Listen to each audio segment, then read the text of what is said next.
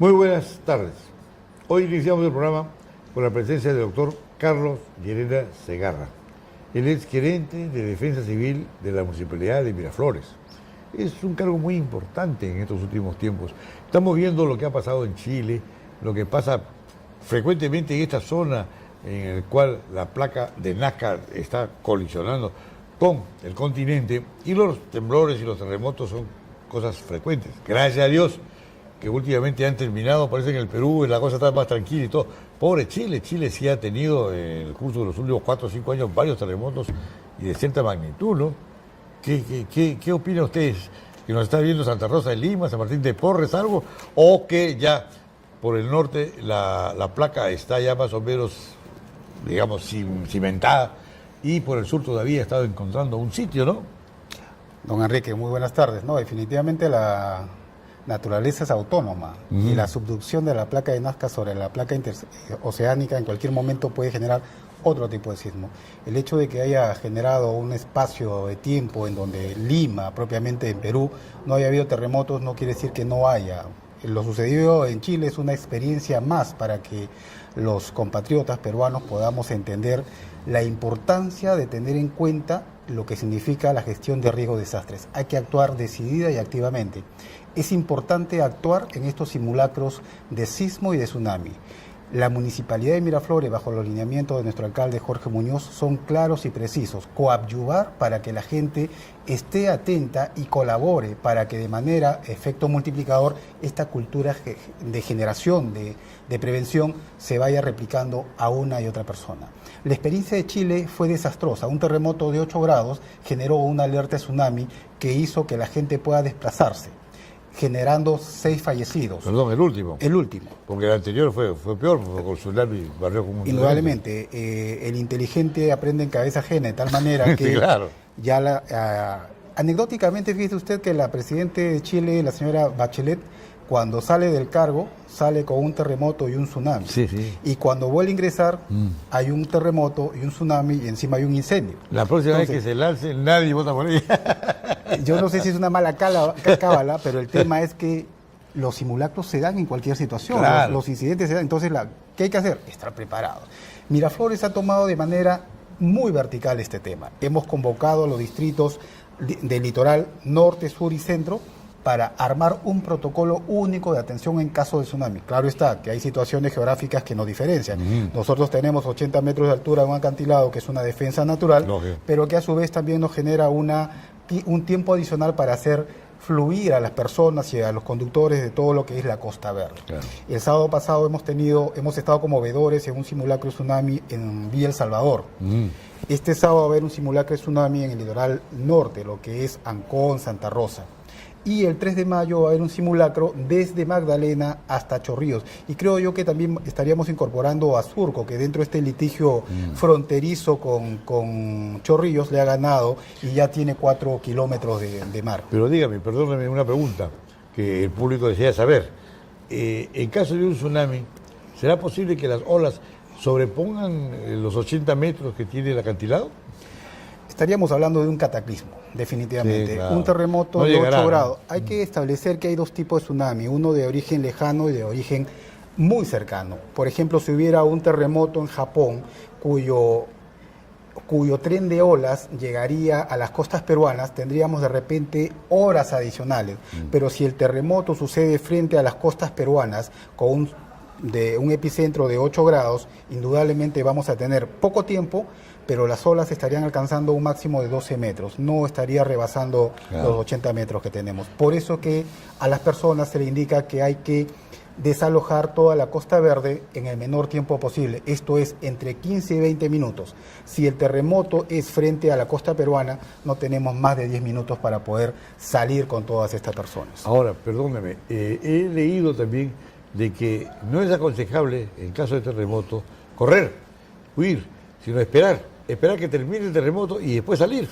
Más bien, verse cómo se pone al lado de una columna, un sitio que esté uno bien parapetrado y que tenga cierta defensa, y luego salir cuando acaba la cosa. ¿Es cierto esto? Porque la gente lo primero que hace es correr. En la cultura de prevención, ¿qué es lo que uno tiene que hacer?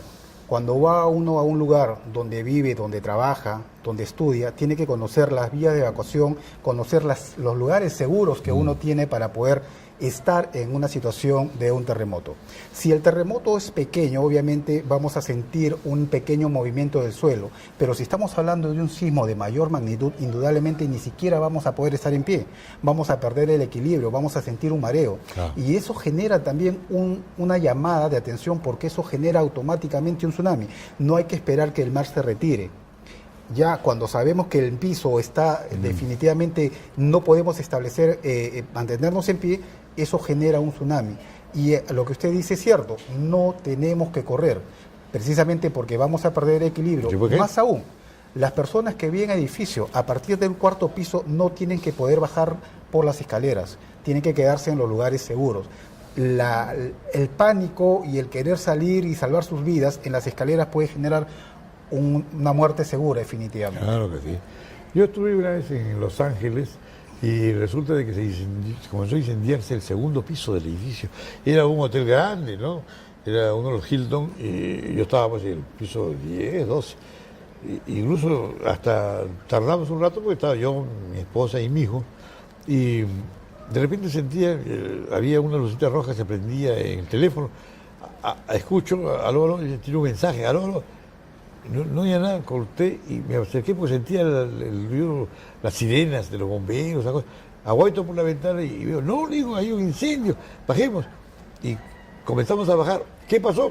En el camino, en el segundo piso que era el incendio, no, en el tercer piso del incendio, en el segundo piso llegaron los bomberos y de una forma rápida y acalorada con hachas, rompieron la puerta, ¡ay, aló, aquí no es arriba! Subieron, ahí bajamos nosotros, ¿no? Entonces lo vimos y medio que nos dio risa, ¿no?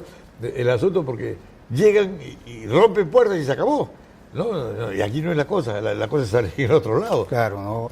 Hay protocolos de atención para caso de sismo, tsunami, para un tema de incendios, hay que tener puertas cortafuegos, hay que tener escalera de escape, todo esto debe estar debidamente señalizado y debidamente establecido. Las vías de evacuación no deben ser obstruidas para absolutamente nada, debe haber rociadores de humo. Lógico. Hay todo un procedimiento. Cuando uno genera cultura de prevención, todos estos temas se toman en cuenta y hay que invertir en seguridad. La seguridad no es un gasto, uno tiene que invertir en seguridad finalmente. Inversión. Ahora, nosotros, por ejemplo, ese día bajamos por las escaleras porque ya teníamos experiencia del Perú y ya sabíamos que no se puede tomar. Pero había gente que quería tomar el ascensor, lo apretaba y nosotros pasábamos de lado, sigue. Y mi hijo se fue por delante asustado, que después le llamó la atención, usted tiene al lado de su mamá, le dije, usted se salva y los demás, ¿qué? No, que por aquí queda papá, muy bien, de acuerdo. Pero fue una experiencia. Pero acá veo de que la cosa en Chile está tremenda, ¿no? Terrible. Pero ya pasó. Ahora vamos a ver qué pasa.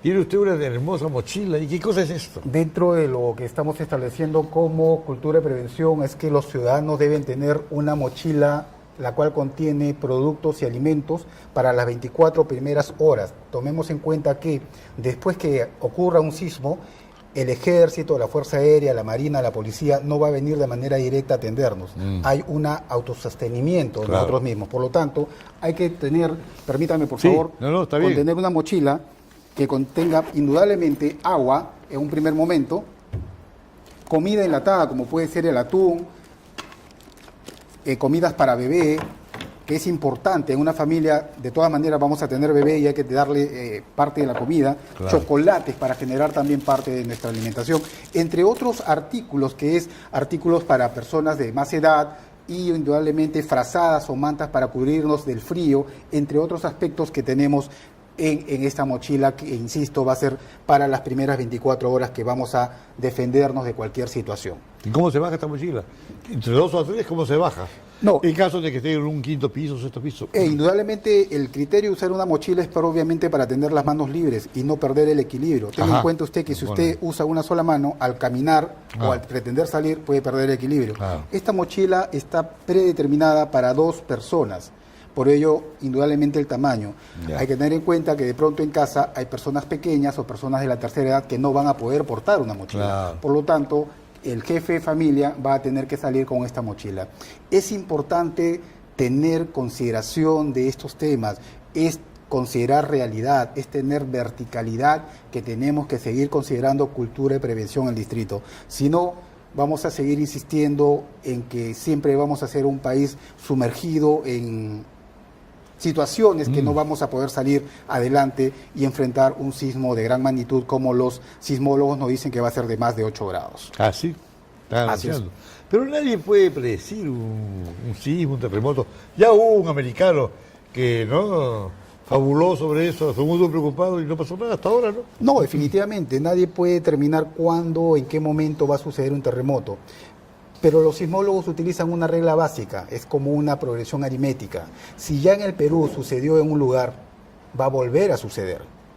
Entonces, si en el Perú, en el año 1746, que fue el año devastador, claro, que obviamente desapareció parte de la punta, sí, ese terremoto tiene que volver a suceder, porque ya se creó una energía no liberada, y esa energía obviamente va a tener que ser liberada. Como no ha sucedido, ninguna sucesión de temblorcitos va a poder crear o arrojar esa energía que está creando la Tierra para el Perú, que en algún momento, como el año 1746 sucedió.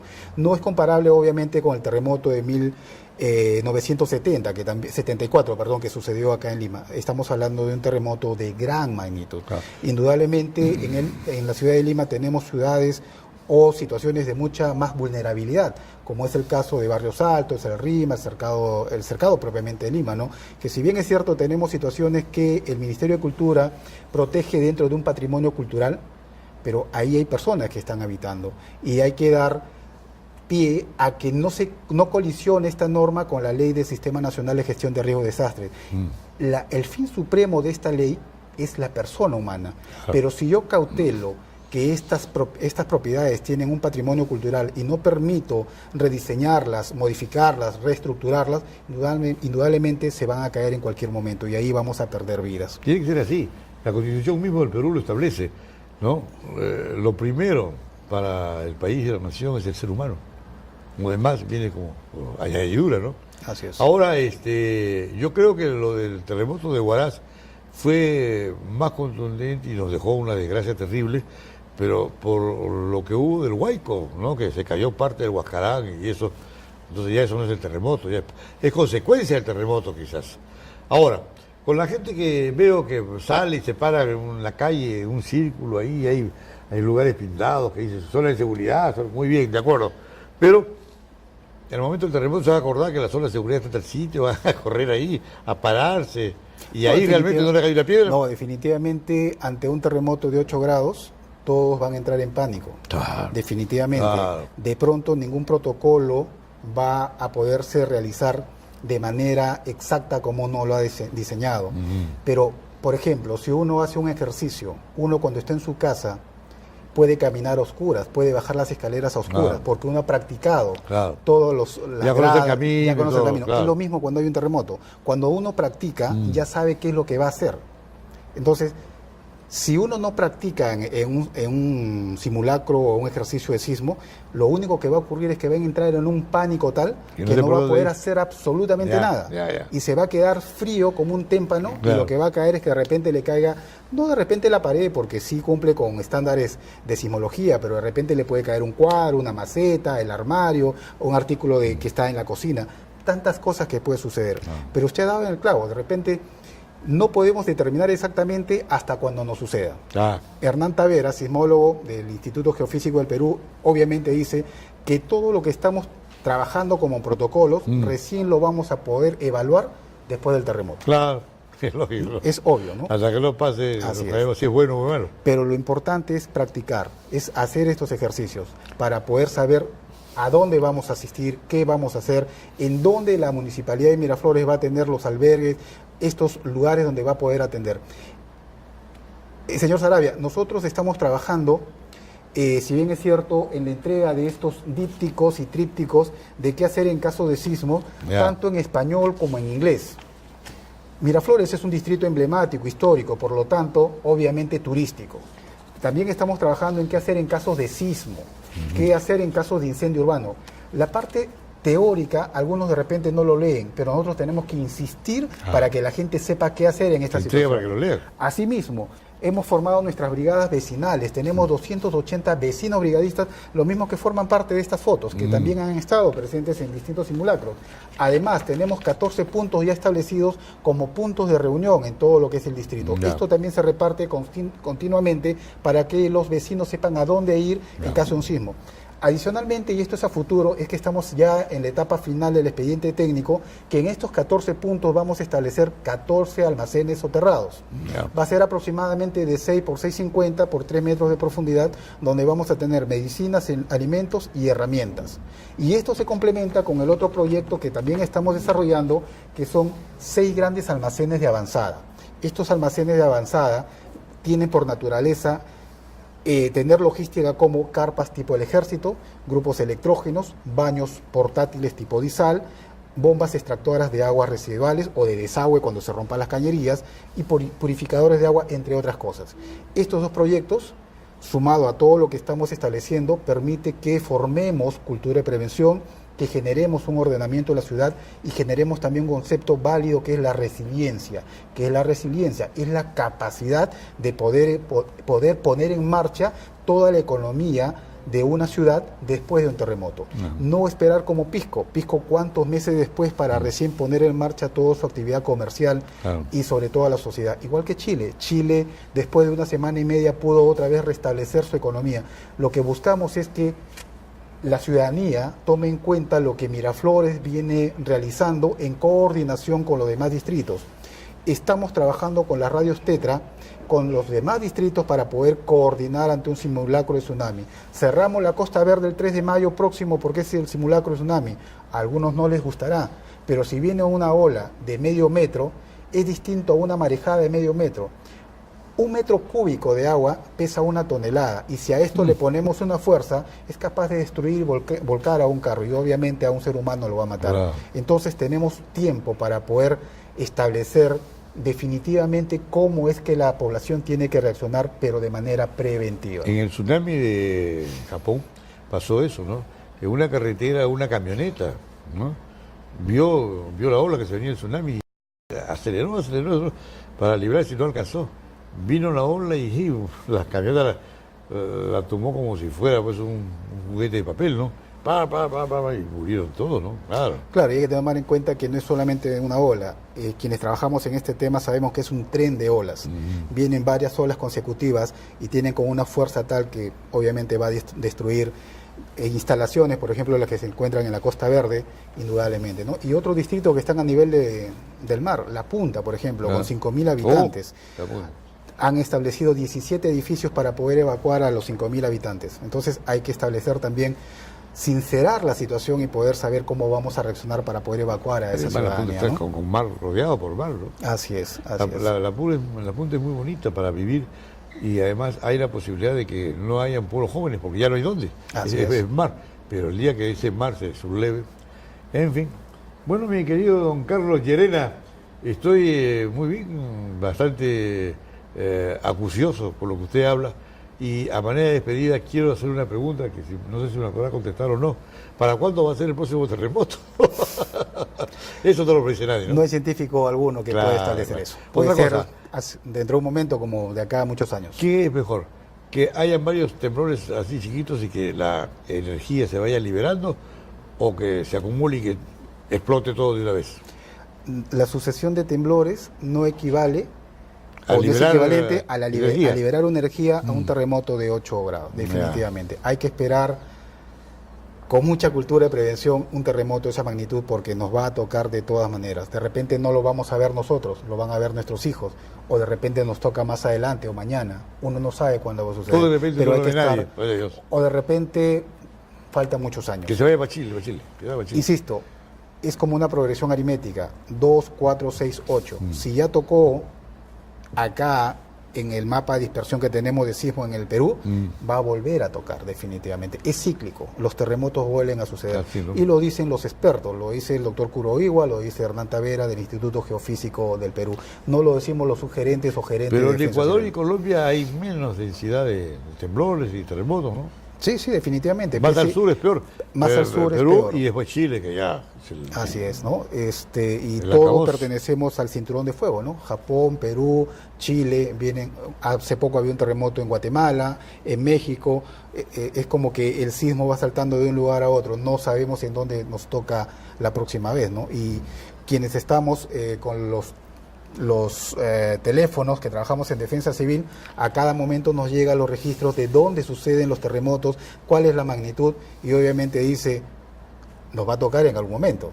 Y casualmente, ya que toco este tema, todos los funcionarios a nivel del Perú tenemos un teléfono donde la Marina de Guerra, el Instituto Geofísico del Perú y el INDECI nos reporta información del sismo, la magnitud, el lugar, y si hay una alerta, una alarma de tsunami, entonces hay que tomar decisiones de manera inmediata. Lo que hemos creado nosotros es un correo en nuestra central de alerta Miraflores, en donde tenemos 6 cámaras que visualizan el mar, el comportamiento del mar, tenemos unas señales de alerta temprana, que son las bocinas, las sirenas, pero hemos creado un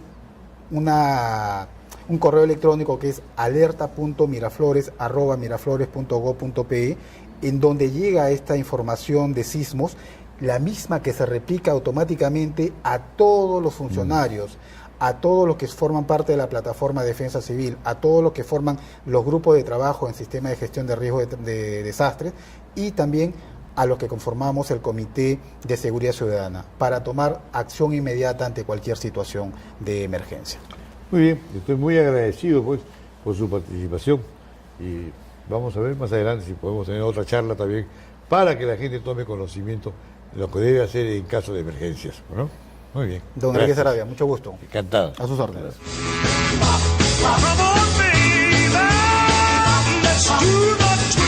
Estudia una carrera profesional a distancia en la Universidad Alas Peruanas, sin límite de edad, tiempo ni espacio. Docentes especializados para dirigir el estudio y la práctica del alumno a través del material escrito y ambientes virtuales de aprendizaje. Informes en nuestras unidades descentralizadas a nivel nacional y en nuestra página web. Continuando con nuestro programa, tenemos la satisfacción de presentar al señor Óscar Colchado Lucio. Él es poeta, cuentista y novelista. El tema de la presentación es de su libro para niños titulado Cholito y el tigre de rayas blancas. ¿Por qué de rayas blancas? Porque, ¿cómo está usted? ¿Cómo le va? Sí, ¿Por qué sí. me viene esto? Porque las rayas del tigre no son blancas, pero no. ¿O sí son blancas? Bueno, son negras en realidad, Negra, pero claro, sí. justamente esa es la excepción, ¿no? En este Ajá, caso, ya. bueno, es un disfraz de un tigre. De un tigre, sí, ya, que ya. aparece con ese... Muy bien. sí. ¿Usted tiene otros libros de cuentos para niños, para jóvenes? Sí, yo soy autor de la serie de Cholito. Ah, ¿No? Cholito es un personaje que aparece en varios libros míos. ya. Por ejemplo, Cholito en la maravillosa Amazonía, Cholito en los Andes Mágicos, Cholito en la ciudad del Río Hablador, Cholito en busca del carbunclo, Ah, Tras ya. la huella de Lucero. Son Sí. una saga de libros. Claro, una saga de libros, claro, de Sí. cholitos todos, ¿no? Así es. Ya, está bien, muy interesante y además muy peruano, ¿no? Ah, sí, muy peruano, efectivamente. Mire, tan peruano la palabra cholo, cholito, de que hay hoy día un entrenador de mucho éxito argentino en España, el Cholo Simeone. Ah, ¿Y ya. por qué le dice cholo? Porque nació en un pueblito como Chaclacayo, cerca de Buenos Aires, que se llama Lima. Ah, Y caramba. entonces el colegio lo fastidiaba y le decía, tú has nacido en Lima, tú eres peruano, entonces tú eres cholo. Y quedó, y la palabra cholo se ha generalizado. Y no es, digamos, una cosa que atormente a nadie, ni que lesione. Ya el cholo es una cosa de cariño, ¿no? Claro, además Simeone es casi un peruano, ¿no? Si vemos su fisonomía, Claro. la tesitura de su piel, Cholo, es y cholo. además es un hombre que jugó al fútbol con mucha garra y lo ha contagiado al equipo ¿no? Este Claro. El equipo está hoy día, pero ganando a los mejores y a los que tienen digamos, gastos superiores al doble, al triple de lo que gasta él y su equipo, ya, y los bambolea y Sí. les gana por igual, ¿no? Sí, sí, muy popular el Muy Cholo popular, Simeone. sí, sí. Y ha llevado ese equipo al Atlético de Madrid al primer estrellato, ¿no? Claro, Ah, sí, está muy bien. efectivamente. Bueno, y el Cholito de acá, ¿qué hace con el tigre de rayas blancas? ¿Qué me puede Bueno, contar en usted este sobre libro, eso? Sí. Cholito y el tigre de rayas Sí, blancas, sí. Es un libro más o menos para niños de 5, 6, 7 años, Ajá. ¿no? Donde la profesora o la madre puede contarles, o los mismos niños también leerlos. Ya. La ventaja de este libro es que tiene casi todo es a color, Ajá. ¿no? Ya. Muchas ilustraciones a color, Ya. porque es para niños de los primeros grados de la primaria. Y además, ¿es un cuento corrido o son varios cuentos? No, es un solo cuento. Un solo cuento. Sí, es un solo cuento. Ya. Y bueno, trata pues, de que este niño Cholito, que es un niño andino, llega a la Amazonía y se hace amigo de un guacamayo, Ajá. ¿no? El guacamayo le hace conocer la selva y en un determinado momento se pierden, se extravían entre ellos y se están buscando. Es ahí cuando de pronto este niño ve a un hombre que está parado detrás de una palmera, un tipo rarísimo en realidad, ¿no? Parece hombre y no. Entonces este tipo se acerca y le dice, ¿qué haces acá, niño?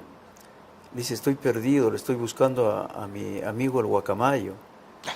Entonces este señor le dice, los guacamayos paran en el Cerro de la Sal. Aquí en la selva hay un cerro donde los guacamayos paran, se alimentan también de sal. Y es ahí cuando le dice, yo te llevo. Cholito se sube a los hombros de este señor y como un Tarzán empieza a desplazarse por los árboles, con las lianas, y de esa manera llegan de pronto a un lugar que es un lugar cerrado por una empalizada en medio de la selva, y ahí hay una casa y ahí hay una mujer, y ahí se detiene el hombre y le dice, bueno, ya llegamos, pero yo no veo acá ningún cerro ni de la sal, le dice el niño. Entonces este hombre se ríe, se saca la camisola, era una camisa larga, ¿no? de rayas blancas, y recién se da cuenta Cholito de que era un tigre. Le dice, estás en el Gran Paitití, mi reino, y aquí, no, de acá no vas a salir vivo. Y ahí empieza prácticamente la acción ya, ¿no? De ahí a quien lee el libro ya verá lo que le ocurre a Cholito. Está bien. Sí. Muy interesante. Sí. Miren, yo quiero aprovechar para decirle a las madres de familia y a los padres también de que es muy importante este tipo de libros, porque van dando un paso adelante a que la criatura cuando sea mayor lea, y leer le va a hacer mucho bien para el colegio, para la vida. Es una cosa que realmente estamos peleando porque acá se lea y se entienda lo que se lee.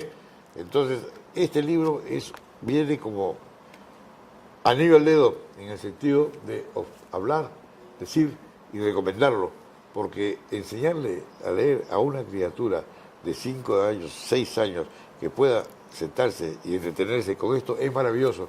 Le están dando un poder tremendo porque se va a aficionar a leer y va a leer, y la lectura lo va a sacar del anonimato, del atraso y de tantos problemas que se presentan en la calle. Esto lo va a tener en su casa, el niño va a estar leyendo. Es una cosa muy interesante. Me le agradezco lo muchísimo. Felicito. Y yo agradezco a la editorial Pájaro de Fuego, ¿no? Que ha incursionado en la edición de libros para niños, Sí. y que justamente ha hecho una edición Especial. de lujo, una edición bonita, ¿no? Que estoy muy agradecido también. Estamos con la editorial. presentando el libro mientras hablamos y ustedes lo van a ver. Y lo que decimos es muy cierto. Si usted quiere a su hijo y le quiere hacer un gran favor, cómprele un libro de estos. ¿Qué vale el libro? El libro vale 20 soles. Bueno, 20 Sí, soles hoy día. sí. Ni una entrada al fútbol, la entrada al fútbol es más cara. Sí, Y en el así fútbol es. aprenden cosas que no deben aprender. Así que denle ustedes a sus hijos la posibilidad de leer esto, y sobre todo las criaturas de 5, 6 años, 7 años, que comienzan el colegio, ellos tienen que leer esto porque esto le va a hacer mucho bien en el futuro. Muy agradecido, lo felicito. Le agradezco a Profesor, usted, encantado. señor Sarabia. Muchísimas gracias.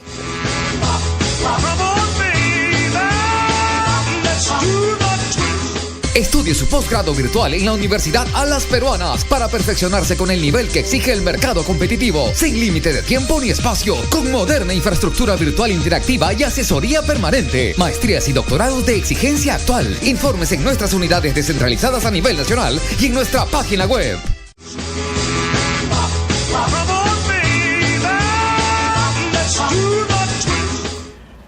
Estamos con el señor Pedro Gamio Aita, abogado y magíster en gestión de política viceministro de Energía del Perú.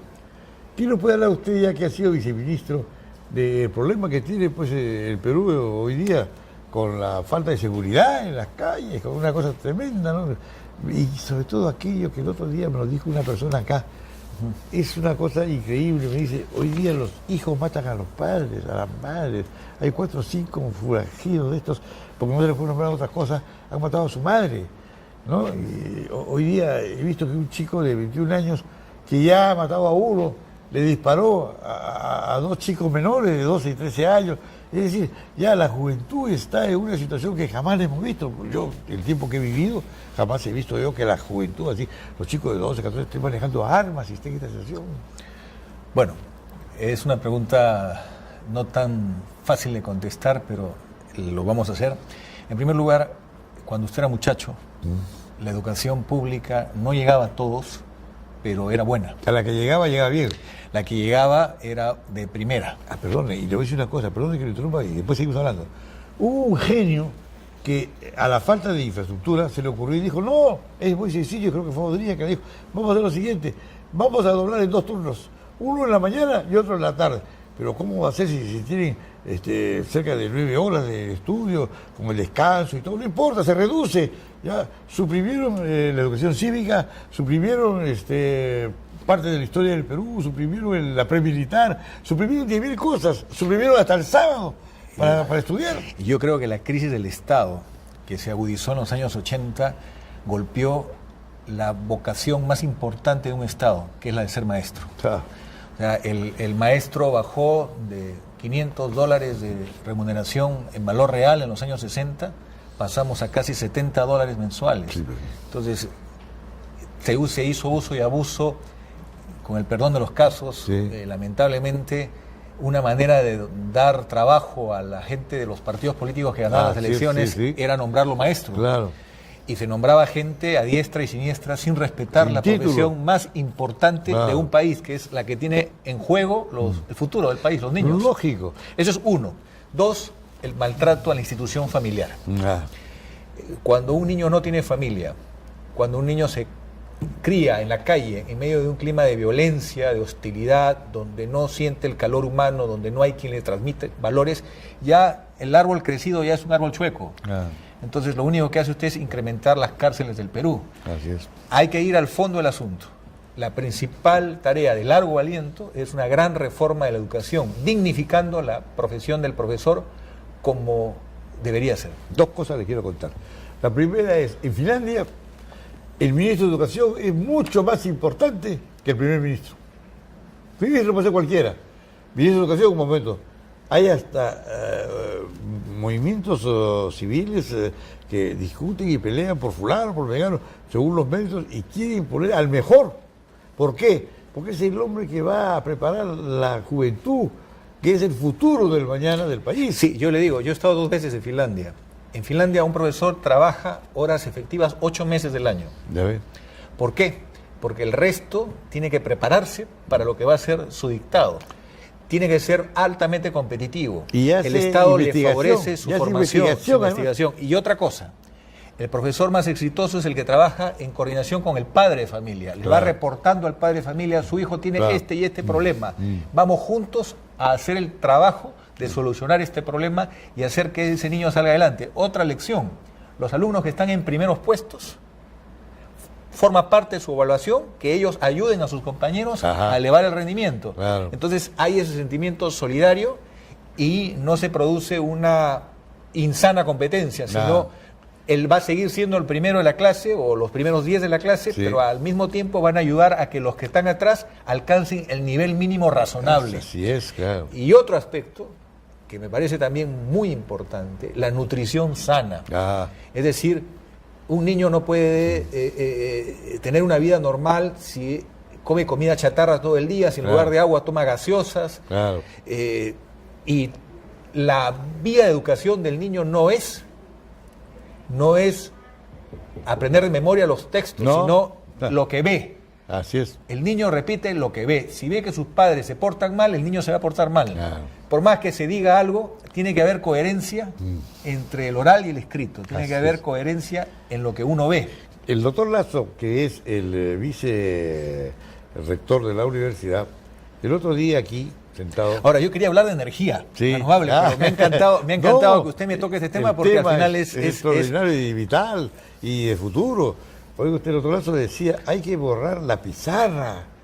Ya se cambió la historia, ya ha ganado, ha pasado a otro estamento. Ahora el profesor tiene que ir y hablar de una clase, leer, recomendar el libro, y luego que cada alumno diga qué entendió, qué apreció de ese libro, qué ha sacado en blanco y negro de esta conversación. Se acabó el paporreteo, se acabó el grabar mentalmente, eso se acabó. Ahora cada uno va a expresar lo que ha leído y qué ha entendido del por eso.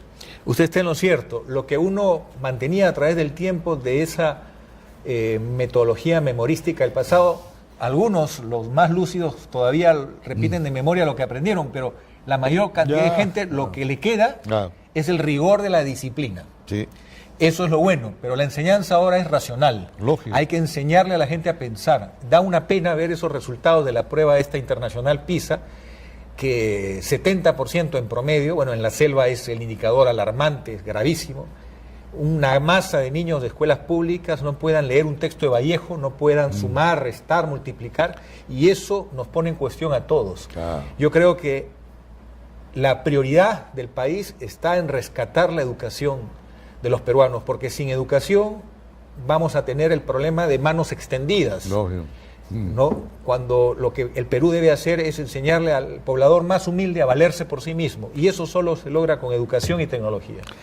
Finlandia se dedicó a la educación y con eso ha surgido, y es un país de primer mundo en este momento. Es uno de los países más modestos en recursos de Europa, pero que ha logrado a punta de esfuerzo y educación de su gente estar entre los primeros indicadores de desarrollo humano. Pero nosotros acá tenemos todo. En el Perú no falta agua, no falta viento, no falta sol, pero seguimos teniendo un transporte contaminante y caótico, y una demostración de pérdida de amor a la vida, porque todos los días muere gente, porque vemos la irresponsabilidad total en las calles, en los propios peatones. No sé si usted ha visto esa foto de un perro cruzando un puente y la persona cruzando la pista. Uno se pregunta, ¿dónde está el perro es más inteligente? Así es. Eso tenemos que cambiarlo. Pero mire usted, le voy a contar una historia que tenemos acá en carne propia. El rector de la universidad invitó a la Comisión de Educación del Congreso, todos gastos pagados, a Finlandia. Que vayan, que vean, que aprendan y que traigan para acá eso. Se armó un clamor terrible, la UPC dijo, qué barbaridad, están corrompiendo, están comprando el Congreso. Mire usted hasta dónde llega. Una universidad, como yo le digo, ¿por qué no se va a Cusco, por qué no se va a Huancayo, como vamos nosotros a crear filiales y a llevar cultura al Perú profundo? ¿Sabe que están acá? ¿Por qué? Porque acá está la plata. Entonces les gusta hacer negocio, pero que vayan a hacer cultura, que lleven al fondo del Perú, como estamos haciendo nosotros. Y sin embargo, fuimos nosotros las víctimas. Ah, no, la universidad, las peruanas, qué barbaridad, está corrompiendo el Congreso. ¿Qué corrompiendo? Miren, si a mí me dicen para ir a Finlandia, lo pienso 2 veces. Si me dicen para ir a París, no lo pienso ni 2 segundos, me voy corriendo. A Disneylandia, a Nueva York, hay 1.000.000 de ciudades, ¿no?, mucho más importantes, más llamativas que lo que pueden ser Finlandia y sus lagos. Mire, lo importante hoy en el Perú ya no es como hace unos años que necesitábamos capital. El capital es importante, hay que saber tratar con él. Pero hoy lo que el Perú necesita es transferencia de tecnología. Entonces, si lográramos acuerdos que impliquen que jóvenes de diversas carreras de países desarrollados vengan a hacer un entrenamiento al Perú, sería muy interesante ver en cada gobierno local y cada gobierno regional a estos jóvenes transfiriendo tecnología. Haríamos que la visión de nuestros jóvenes sea una visión de mundo. Yo he visto a un niño de 8 años con un panel solar en su casita tener 5 horas de energía para una laptop con programas multimedia. El niño no tiene un maestro al lado, pero es él mismo se va formando. Se autoeduca y en 2 semanas maneja la computadora mejor que el que habla. Y vive a 3.800 metros sobre el nivel del mar. Es decir, hoy la tecnología permite llegar a los lugares más recónditos generando oportunidades. No queremos un país de mendigos, queremos un país de gente educada y de gente que empiece a valerse por sí misma. El río Rima es una denuncia para todos. El agua que consumimos usted y yo todavía no se rescata el río Rímac. A pesar de todos los esfuerzos, leyes y autoridades, Ministerio del Ambiente, todo, todavía tenemos serios problemas. Los ingenieros de Sedapal ya no saben qué hacer para purificar el agua que llega a la Tarjea. Porque hay una cadena de responsabilidades que nace en las alturas de Matucana, empresas irresponsables, pero las propias familias que viven al lado del río consideran que el río es un desagüe. Todo el río. Hay que cambiar esa cultura. Esa es fuente de agua. Hay que devolverle la transparencia y que vuelvan los camarones que encontraron los españoles cuando llegaron.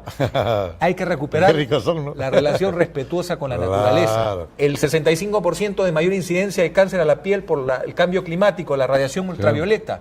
Es urgente educar a nuestra gente para que se proteja, para que utilice sombreros, para que haya menor exposición. El cáncer al estómago casi no existe en términos de importante impacto en la población en Estados Unidos. ¿Por qué en el Perú es tan alto el cáncer al estómago?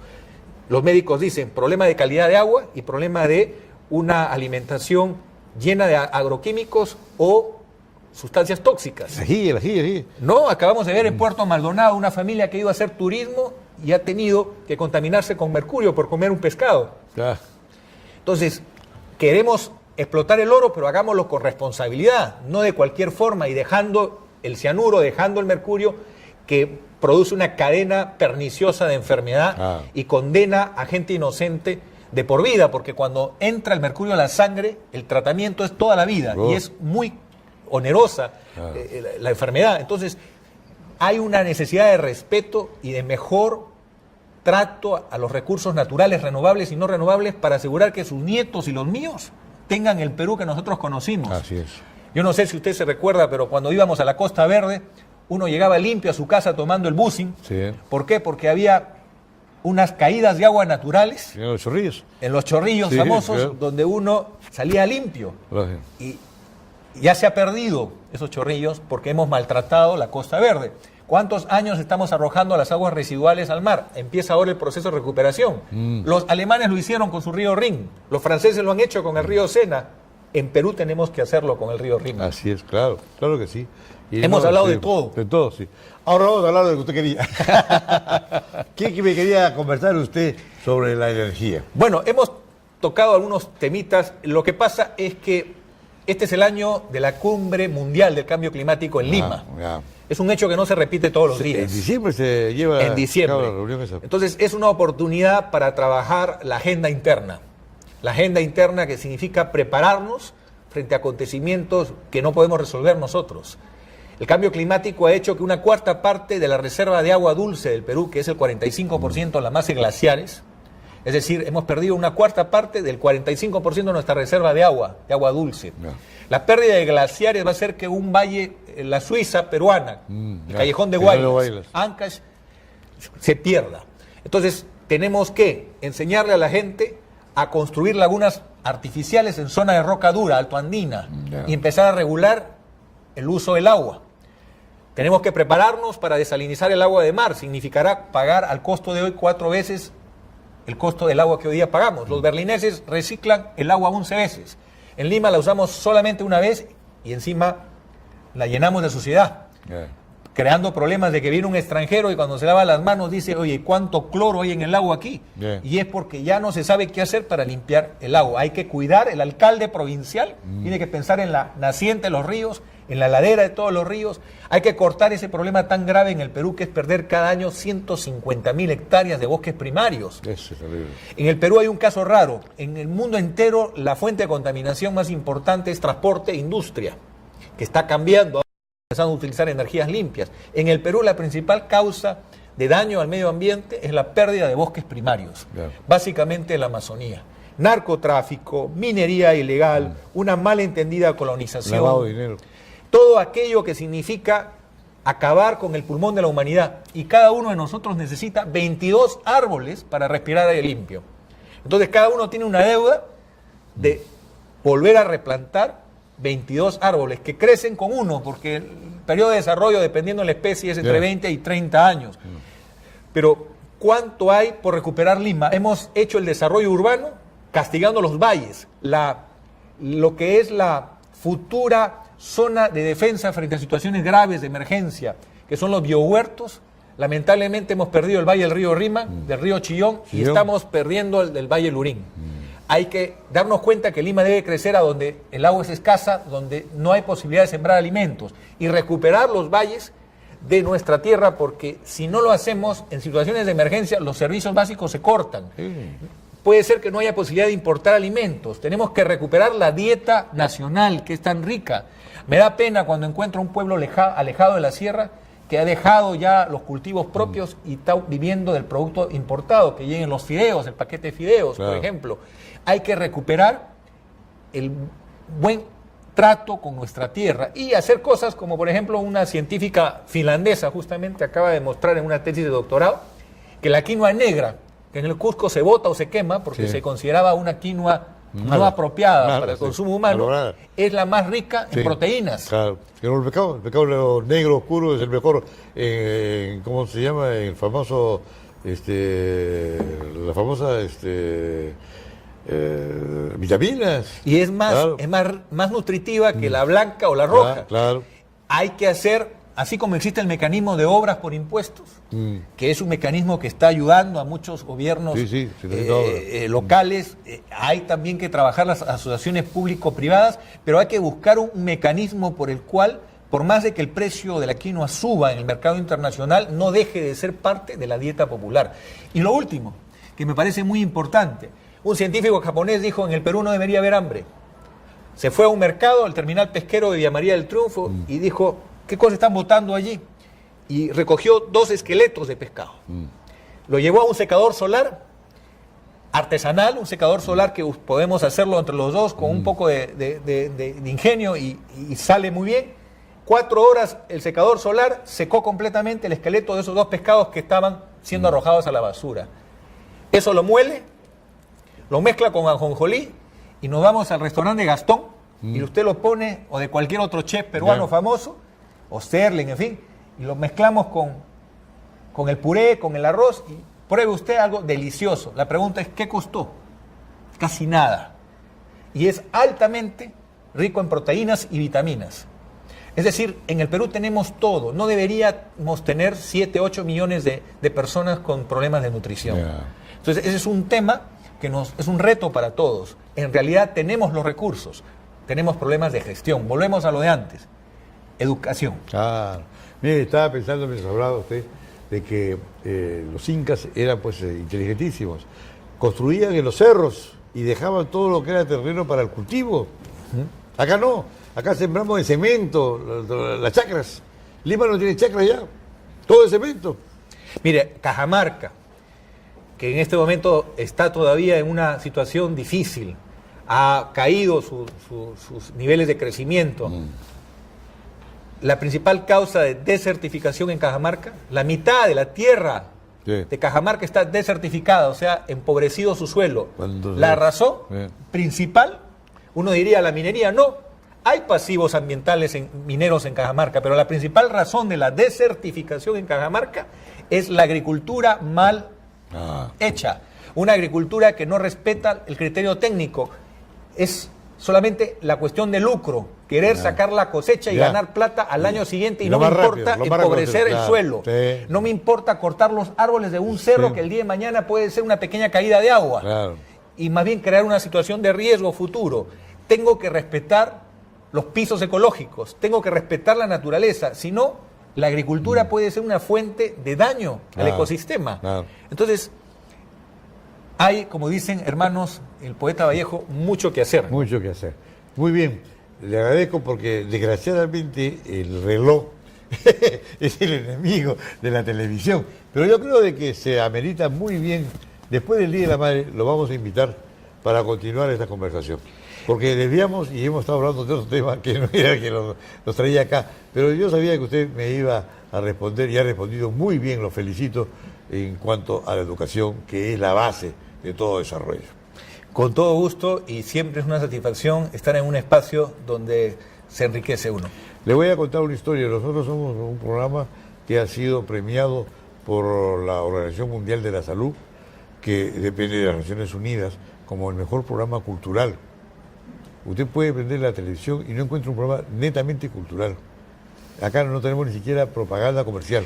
Cuando tenía la edad escolar, a las 7 de la noche, veía un programa que se llamaba Lo que vale el saber. Ajá. Un compañero de mi clase incluso ganó el premio relatando la vida de Miguel Grau. Hoy, a esa hora, vemos cualquier cosa. Se exacerba lo más de animal que tenemos en lugar de fomentar valores en los jóvenes. Ese es el problema. Hace 5 años le preguntaron a una persona en televisión de que Garcilaso de la Vega se iba a lanzar para candidato. Y dijo, tiene todo derecho. Dijo, por supuesto. Digo, como no, todos podemos ser candidatos. Ah, muy bien, bravo. Y detrás de él estaba la estatua de Garcilaso de la Vega, ¿no? Bueno, en fin, le brindo la cámara para una despedida y un mensaje a la juventud del Perú. Y ya sabe, queda el compromiso que después del Día de la Madre vamos a tener otra reunión para seguir hablando. Bueno, lo único que puedo decir es, ha sido una satisfacción estar acá y decirle a los jóvenes que pueden salir adelante, que las cosas buenas en la vida son las que cuestan esfuerzo, que leer, estudiar y asumir un desarrollo de un talento, porque todos tenemos un talento en la vida, nos va a permitir llegar lejísimos, y que descubran lo mejor de sí mismos y eso lo compartan con los demás, y que al mal tiempo buena cara, y que siempre hay motivo para seguir haciendo camino al andar, y que nos vemos pronto, maestro. De acuerdo. Muy Muchas bien. gracias. Encantado. Gracias.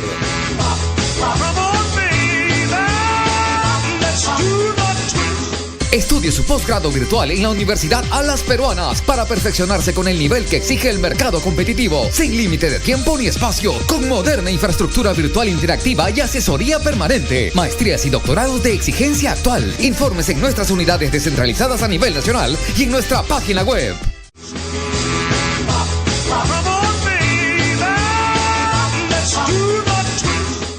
Para cerrar el programa de hoy día, tenemos la suerte y la alegría de presentar al señor Walter Villegas Naval.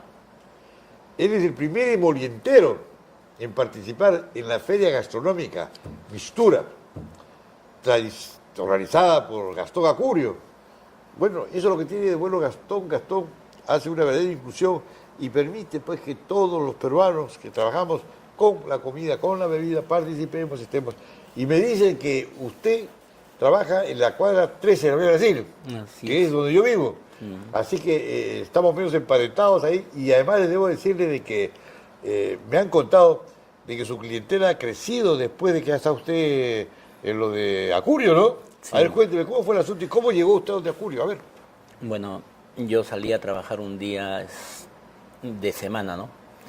Y ¿cómo se llama? La comisión de Gastón para organizar esta feria iba de puesto en puesto a probar emolientes, ¿no? Y tuve la suerte de que llegaron donde mí. Ajá. Y bueno... ¿A una selección, sí, entonces? Una selección. Ya, sí. Qué bien. En el cual sí fui... ¿Les agradó? Sí, les agradó y fui seleccionado, ¿no? Porque yo al verlos llegar, yo pensé que era salud o algo, dije, ¿no? Claro. Llegaron en un carro, me pidieron un emoliente, se trabajaba todavía con vasos de vidrio, no con puro descartables. Entonces yo pregunté, ¿no? Señorita, le digo, ¿usted quiere esto en vaso de vidrio descartable? Descartable, señor. Le serví, entonces fue al carro la señorita, iba pasando de una persona a otra en el carro, ¿no? Bueno, dije, está bien preparado y esperemos. Claro. No sabía lo que era. Después de probar, se acercaron hacia mi módulo, de nuevo regresaron, ¿no? Y me preguntaron que si yo quería participar en la feria de Gastón Acurio. Como sabía quién era el señor, dije yo, encantado. Lógico. ¿No? Y fue acá en la Avenida del Ejército, la primera en el cuartel San Martín, claro. Ahí usted participó. Participé. De ahí ¿Ya participó en otras más? Sí. ¿Así? En 3 de Gastón Acurio. En Invita Perú, por multilibros en Megaplaza. Bueno, he tenido diferentes invitaciones. También el año pasado, por ejemplo, trabajé con Odruis en la Videna para sus trabajadores. Últimamente para la Nestlé en el restaurante campestre acá en... ¿Cuánto tiempo tiene usted trabajando en emoliente? 15 años. 15 años, qué bien. ¿Y siempre en la Avenida Brasil? Sí. Ya. Tradición de los incas. ¿Esta bebida es del tiempo de los incas? Bueno, ese es el nombre de nuestra asociación, que es de Pueblo Libre, ¿no? Lo que nos identifica con ello. Además de eso, es patentada en Indecopi, es una marca registrada. Claro, la marca registrada, ya. Pero, ¿en el Cusco la conocían? Claro, anteriormente sí se conocía. ¿Usted de qué parte nació? Soy de Chiclayo. Chiclayo, chiclayano es usted. Así Ajá. Será hincho de Lauris, me imagino, ¿ah? Muy bien. ¿Cuánto tiempo tiene en Lima? En Lima ya tengo 20 años. 20 años, ¿no? Sí. Bueno, para comentarle también, por ejemplo, hoy día estamos mucho más contentos porque la ley de demolientero se selló, pasó del pleno ya para terminar. ¿Para la votación? Sí. Ah, ¿se va a votar la ley ya? Ya se aprobó. Ah, ¿se aprobó? Se aprobó. Ah, hombre, lo felicito. Hoy día. Qué bien, qué bien. Justamente de ahí vengo ahora. ¿Hoy día? Hoy día. Caramba, es un día especial. Sí. Muy bien. Y bueno, pues el demoliente es una cosa tradicional peruana, ¿no? Así es. ¿Hay en otras partes el demoliente? No. No. Casualmente esto... Hace bien además a los riñones, creo, ¿no? A la salud. A la salud, ¿no? Claro. Y va acompañado con la quinoa, que es el alimento especial de hoy en día, ¿no? ¿Quinoa y qué más? ¿Qué ingredientes tiene? Tenemos... Bueno, nosotros vendemos la quinoa, la soya, la maca. ¿A todo eso lo venden? Sí, o sea, por separado. Es prácticamente un desayuno para un obrero, por eso en las esquinas siempre donde hay un molientero están amontonados. Pero ahí usted, en el aparato donde tiene su moliente, ahí tiene la quinoa, tiene todo lo demás. Por supuesto. Y va vendiendo por parte, ¿no? Por parte, por ejemplo, somos prácticamente las personas que alimentamos a los colegiales, a los... Mayormente también hasta profesores. Yo le puedo comprar 1 kilo de quinoa, por ejemplo, para que haga en mi casa quinoa. Claro. Sí, así está bien. Sí. Y si no, usted vende por ¿Preparado también? Preparado también. Preparado vendemos más. Ah, todo preparado. Todo preparado. Pero también sin preparar, para preparar en casa. Bueno, todavía no. Todavía no. Pero compramos más bien para preparar. Para preparar. ¿No? Sí, claro, para preparar. Claro. Casualmente hoy día el congresista Lescano, dentro del proyecto de ley que tenemos, sugirió, ¿no?, de que nosotros fuéramos los alimentadores, lugar para inscribirnos en Gualiguarma, para participar en los colegios, en esas cosas, ¿no? Está Por bien, lo que es el producto es sano y alimenticio, ¿no? Peruano, sobre todo, y muy sano. Muy sano. En Gualiguarma es el que distribuye, pues lógico, claro. Entonces, tiene problemas con la leche, ¿no? Sí. Pero con usted va a pasar suave, va a pasar, ¿no? Viola. Muy bien. ¿Usted a qué hora llega a la cuadra 13? 6 de la mañana. A las 6 de la mañana. Así y está hasta las 11:30. ¿De la noche? De la mañana. Ah, de la mañana. De ahí regresa en la tarde. Ah, regresa en la tarde. Hasta las 11 de la noche. Ajá. Así, entonces la cuadra 13 de la avenida Brasil, la 13 y la 12. 13. Ahí hay un paradero de micros, todo, así claro. Es fácil llegar, ¿no? Sí. Y para desplazarse. Muy bien, pues lo recomendamos. Es una bebida sana, una bebida saludable, una bebida peruana. Y tenemos acá un hombre triunfador en el Perú y que nos da un ejemplo porque cree en las cosas de este país. Le agradezco su presencia. Le deseo, y voy a ir un día a tomarle en la mañana, antes de las 11 de la mañana vamos a tomar un día. Don Lucho, podemos ir y te tomas tu... Él le va a gorrear un vaso, pero está bien. No, pero está bien. Claro, son anécdotas a veces que uno pasa, ¿no? Por ejemplo, en la feria de Gastón Acurio también estuve con el señor por la ruta del pisco, Johnny Killer. Bueno, difundiendo el emoliente con el pisco que ahora también se da por acá por Miraflores. Sí, no me diga. En los bares. Sí. Sí. Es muy bueno. ¿Sí? Sí, hay un bares acá en Miraflores. Se está torciendo. El hombre está vendiendo emoliente con pisco, imagínate. Va a crecer su clientela. Y puede buscar hasta un localcito. No, hay local acá en Miraflores. Bueno, ¿sí? No soy yo el que lo promociona eso, sino hay un local de pisco que casualmente lo vende con emoliente. ¿Con emoliente? Sí. ¿Y usted da el emoliente, por supuesto? No, ellos preparan. ¿Ellos lo preparan? Sí, ellos preparan. Qué barbaridad, pero su emoliente, ¿tiene un nombre su emoliente? De nosotros es tradición de los incas. Tradición de los incas. Sí. Perfecto. Muy bien, vamos a ir por allá. Le deseo mucha suerte y adelante, pues. De igual manera. Gracias. Vamos a una foto por acá.